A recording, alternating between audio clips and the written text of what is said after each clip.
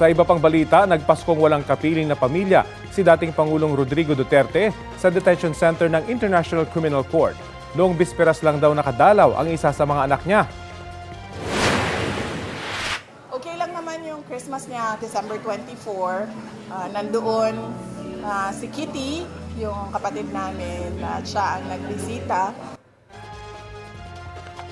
Naka-court holiday ang ICC kahapon at ngayong araw kaya hindi pinapayagan ang pagbisita sa mga nakadetain doon.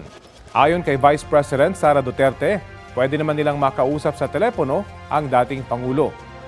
Kaugnay naman sa nakakulong sa Camp Bagong Diwa na si dating Congressman Arnie Teves, hindi kinumpirma o itinanggi ng bise kung binisita niya ang dating kongresista. Pinabulaan na naman ni Vice President Duterte na kilala niya si Ramil Madriaga, ang nagpakilalang bagman umano niya. Una nang sinabi ni Madriaga na 2 beses siyang dinalaw ng bise sa kulungan. Ang sinasabi ko, wala akong i-confirm at i-deny. Basta ang sinasabi ko, hindi ko kilala si Ramil Madriaga.